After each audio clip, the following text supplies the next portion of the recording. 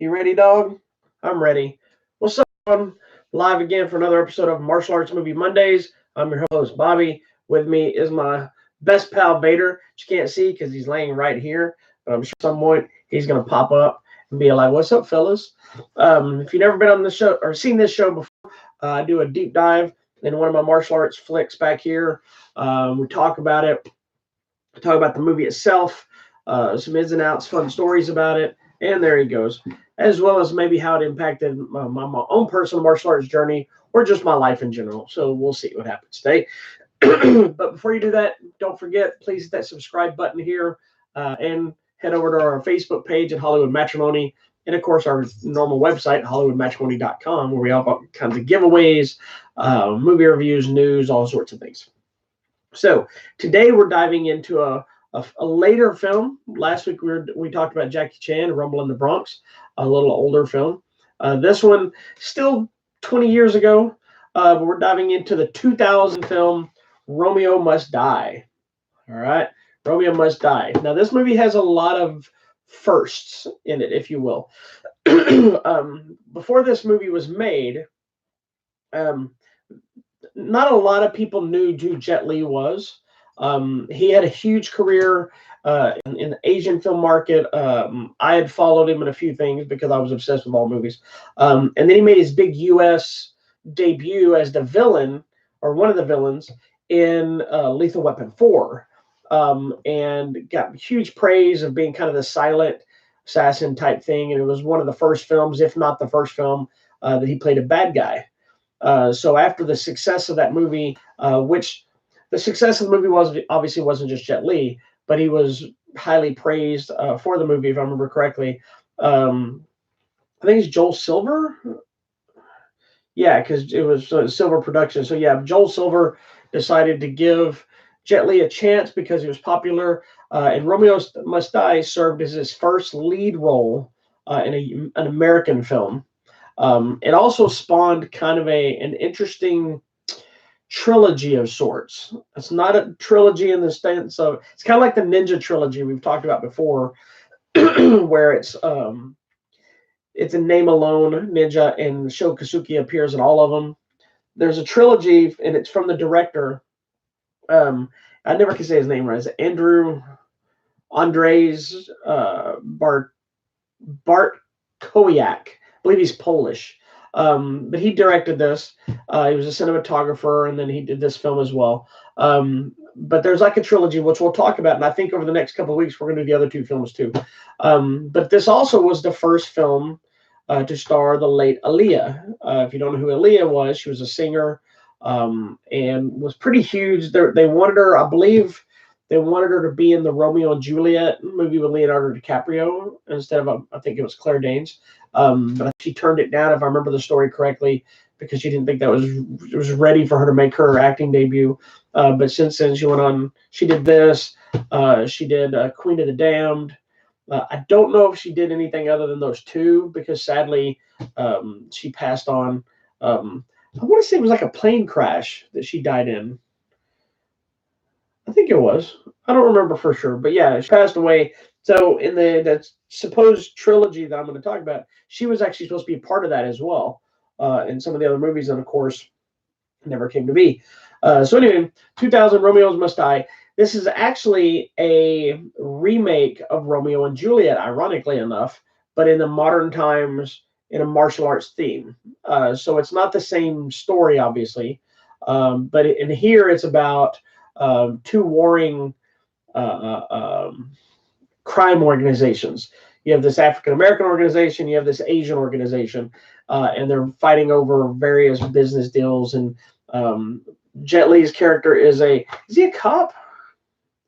Yeah, he's a cop, but he was in prison, and he gets a word that his brother is killed, and so he decides to come find out who the hell killed his brother, and come to the U.S. and basically take on everybody, and hence action and mayhem ensues. This also features a very young Anthony Anderson. He's done tons of stuff, but right now he's currently the star of Blackish, I guess the star of Blackish. But he's also a part of the trilogy thing we're going to talk about. But excuse me, the movie, it's it's it's really good. It holds up well. It has some great action in it. It's a little off because on some of the action because Jet Li is such an amazing martial artist, but he's also known for his wire work, and he likes that wire work and does different things with the wire work. It's kind of his shtick, where Jackie Chan doesn't use wires or anything else, nor does Tony Jaa. Jet Li's thing was part of that whole wushu wire work genre that was very popular into the 80s and whatnot. And he dives right into it. So it feels a little out of place in this movie a couple of times.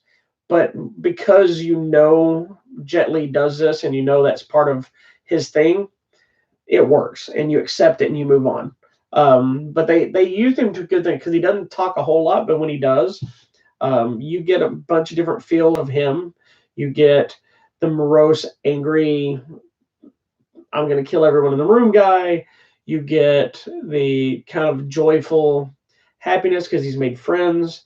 So essentially he's Romeo and Aaliyah is Juliet. They're the two different parts of the families, the warring families that face off. It does not end like the original Romeo and Juliet, nor is it even close to the story, but it's the same idea. That's basically all it is. There's nobody in the movie named Romeo. That's just kind of playing on the theme of what it is. Fighting wise, it's got some great fights, minus the wire work stuff, because this was allowed Jet Li to showcase so many different things in the fights.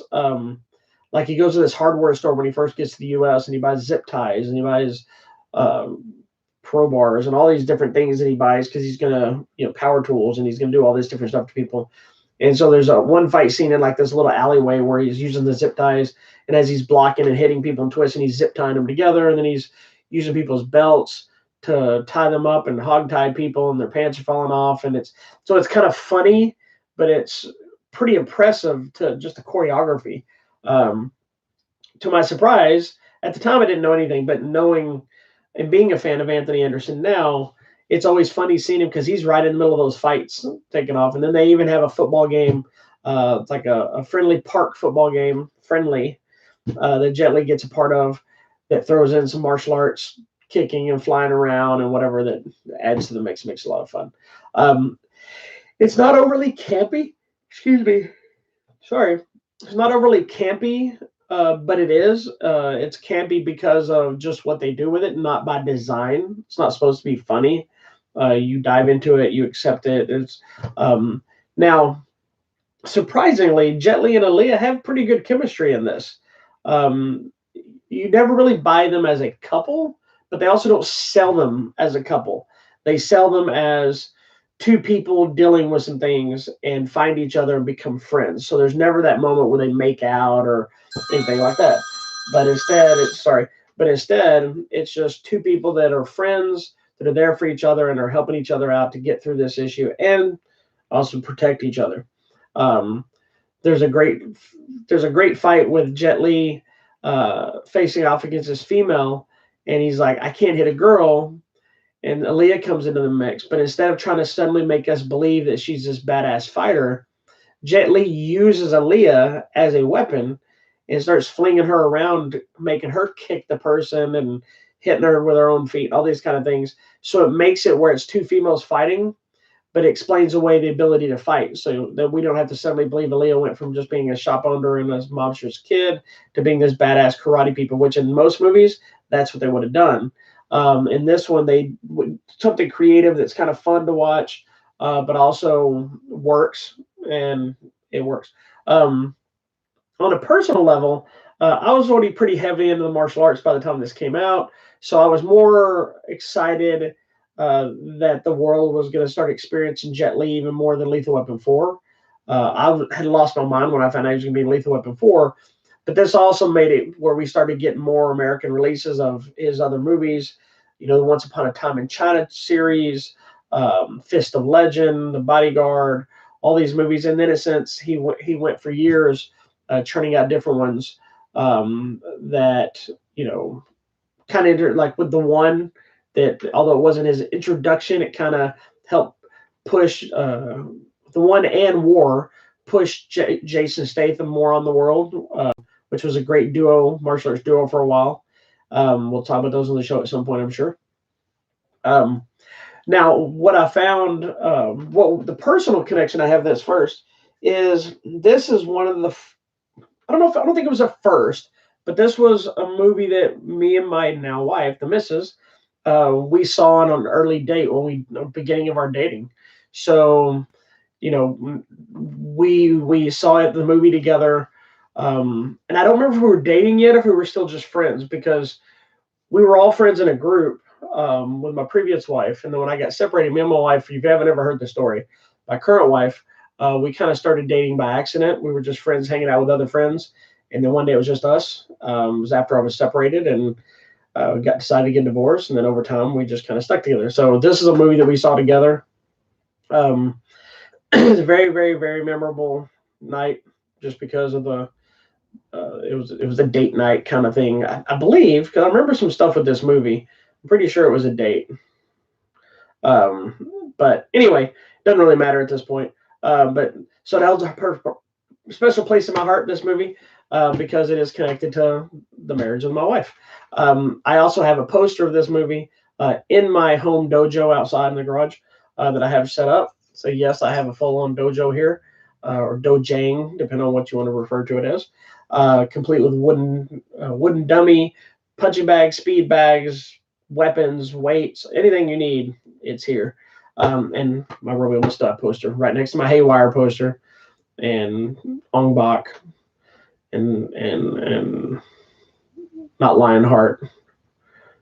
Oh no, I just forgot the name of it. It's a Bolo poster. I gotta go look it up. Maybe it is Lionheart. No, it's not Lionheart, because that's the. It doesn't matter. Anyway, now what's funny about this movie is there was at the very, very beginning of the movie, there's a club scene, and this I just discovered this because I mean I didn't know who the person was back then. Never really paid that much attention since I've watched it. Um, I just happened to be paying a little closer attention. There's a club scene at the beginning of the film, and it's the guy playing Jet Li's brother, and he's making out with a chick at a thing, and there's these two other chicks making out next to them, standing up, and it's kind of this party happening before shenanigans and fighting happens. Um, One of the people one of the two girls that are over there together is freaking Grace Park from Battlestar Galactica and Hawaii Five O, and it was her very first film role is this movie, or at least credited. She just plays the girl at the club, but it's very clear it's her. It's face shot, her kind of making out with another girl, and in there. So it's kind of I always love visiting older movies and seeing people that are kind of well known now, if you will, or people at least that I know now, and seeing them in early work and seeing where they started. So now knowing, and I'm a huge fan of Grace Park. I have been since Battlestar Galactica. I loved her on Hawaii Five-O before all that went down. I miss her on Hawaii Five-O. But to find out that she's also, her first film, it was like destined. We were destined to be a fan. Her first film being a movie that actually holds a place in my heart with my wife is pretty cool. So it's very small, so you blink, you miss it kind of thing. There's a lot of things that went down on the set of this film, different things that they worked on stuff, but as a whole, I think it seemed like it was pretty straightforward. The director, Bart Koyak,